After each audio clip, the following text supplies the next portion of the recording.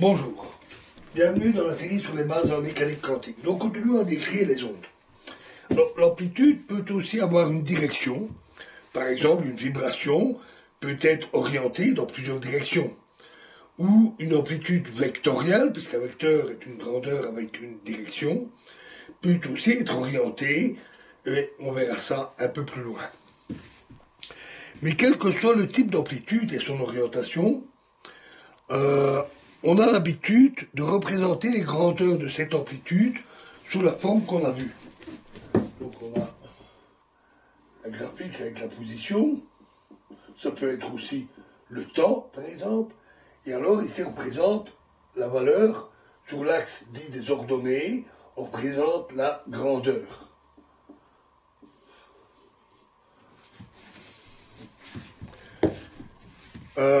Même si elle n'est pas orientée ou s'il ne s'agit pas d'une vibration, variation de position.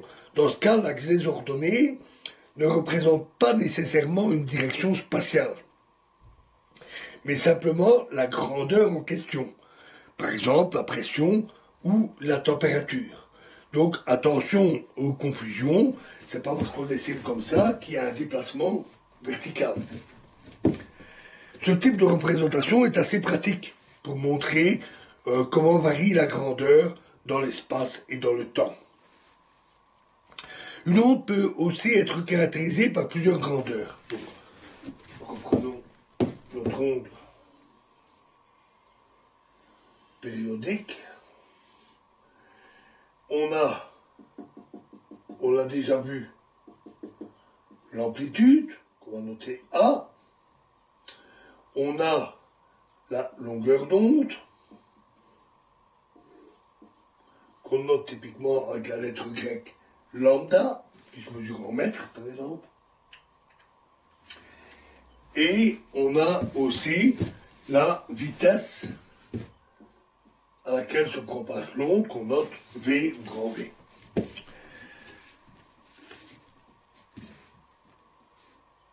On a aussi ce qu'on appelle la fréquence nu, qui se note par la lettre grecque nu. Attention de ne pas le confondre avec un V. Et qui est la fréquence à laquelle on voit l'onde varier lors de sa propagation si l'on se place en un point précis. Donc c'est-à-dire le nombre de crêtes de l'onde que l'on voit passer, par exemple en un point précis dans de l'eau en voyant les crêtes des vagues qui défilent, le nombre de crêtes qui passent par seconde. Cette unité s'appelle le Hertz, en honneur du scientifique Hertz, et elle se note typiquement à Z, l'unité. Dans le cas d'une onde stationnaire, c'est simplement la fréquence de vibration, ou dans ce cas, ce qu'on appelle la fréquence de battement. Pour le cas avec propagation, il existe une relation évidente entre les grandeurs, très facile à vérifier ou à trouver, et que je peux donner ici parce qu'elle est vraiment très simple. Cette relation dit que la vitesse, c'est égal à la longueur d'onde fois la fréquence. Un peu de raisonnement le montre. Si on voit les ondes défiler plus vite, elles vont évidemment plus vite. Fréquence plus grande, vitesse plus grande. De même, si la longueur d'onde est plus grande, à la même fréquence de défilement près, ça veut dire qu'elles vont plus vite. Donc c'est lambda fois nu. Alors, d'autres grandeurs qu'on rencontre très fréquemment, c'est le nombre d'ondes, qui se note K, qui est égal à 2pi divisé par lambda. Pi, c'est évidemment le nombre pi habituel à 3, 14, 15, 9. Et une grandeur qu'on appelle la pulsation, qu'on retrouve très souvent aussi, oméga, et qui est égal à 2pi fois la fréquence.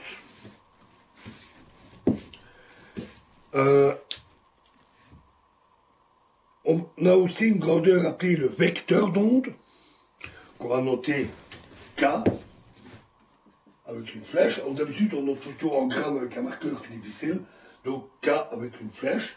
et qui est un vecteur qui a pour grandeur le nombre d'ondes et pour direction la vitesse, la direction de propagation.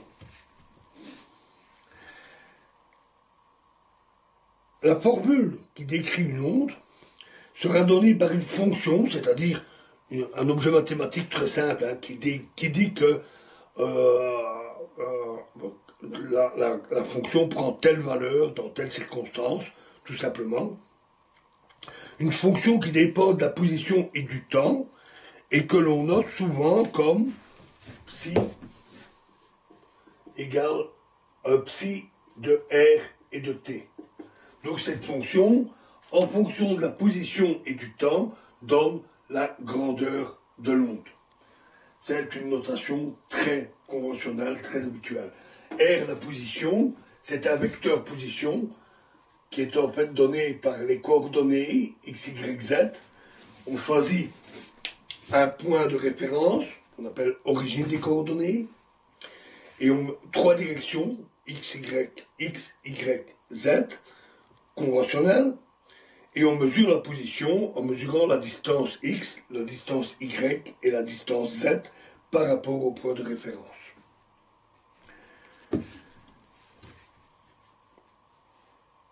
Si l'onde est périodique, psi sera aussi une fonction périodique. Alors je vais en donner la forme ici, mais sans expliquer. À titre d'exemple, l'amplitude fois psi k r. Déjà ici on multiplie deux vecteurs pour expliquer comment on fait pour multiplier deux vecteurs, moins oméga t moins phi. C'est la forme la plus générale pour une onde périodique. Phi est une grandeur qui est appelée une phase.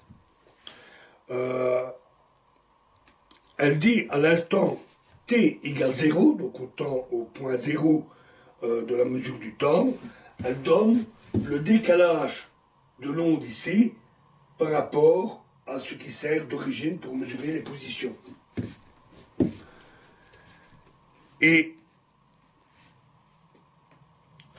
ce qu'on appelle la phase totale, c'est-à-dire la phase à tout instant, puisque l'onde se décale au cours du temps, la phase totale est donnée par oméga t plus phi. Phi, le décalage de l'onde initiale, plus oméga t, le décalage qui se produit du fait que l'onde se propage. Le front d'onde est le lieu des points où l'amplitude a la même grandeur. Par exemple, le lieu où se situe une crête de l'onde. Alors, prenons un exemple. Une vague, représentons-la en perspective.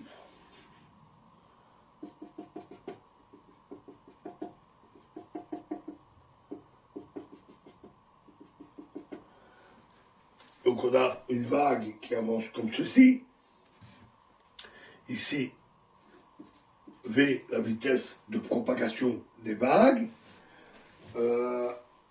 En un point donné, la vague monte et descend au fur et à mesure qu'elle défile, et un pont d'onde est une ligne comme ceci, qui joint tous les points d'une crête de la vague. Lorsque ce lieu est un plan, on parle d'onde plane. Comme ici, sauf qu'ici c'est à deux dimensions et le front d'onde est une droite. Lorsque ce lieu de front d'onde est une sphère, une boule, on parle d'onde sphérique.